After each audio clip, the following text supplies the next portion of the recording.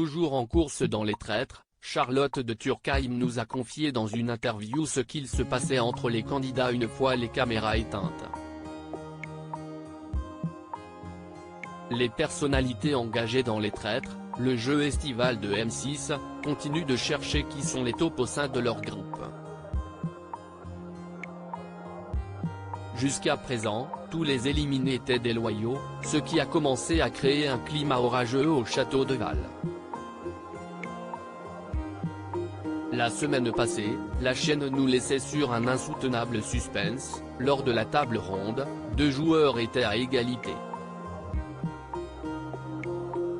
La dernière voix était sur le point de les départager. Qui d'Andy ou de Guillaume sera éliminé? Les loyaux parviendront-ils enfin à viser juste? Réponse ce mercredi 26 juillet dès 21h10 sur M6.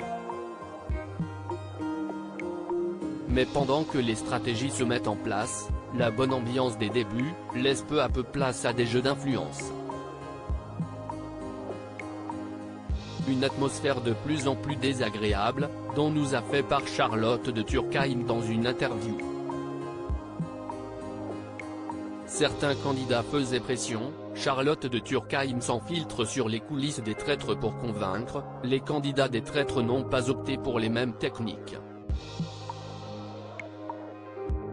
Si certains prêchent le faux, d'autres deviennent de plus en plus insistants. À l'image de Vincent Cespedes, critiqué sur les réseaux sociaux la semaine passée, pour se défendre, le philosophe a même fait une vidéo au vitriol. La comédienne Charlotte de Turckheim, dans une interview qu'elle nous a accordée, parle sans filtre de l'humeur générale. Interrogée sur l'existence de tensions hors caméra, elle explique que oui, il y en avait vachement. Il y en avait qui faisaient pression sur les autres, avec presque des menaces, c'était dense comme relation.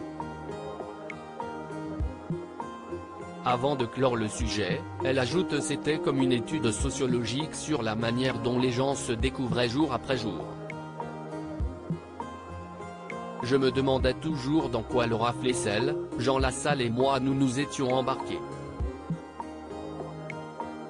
Le conseil de Charlotte de Turckheim au futur candidat des traîtres: si est difficile de trouver l'équilibre entre le fait de jouer, de ne pas prendre les choses personnellement, explique la réalisatrice qui constate qu'il faut être bien préparé psychologiquement.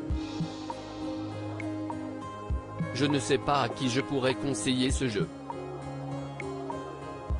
Un avis qui pourra servir au candidat de l'année prochain.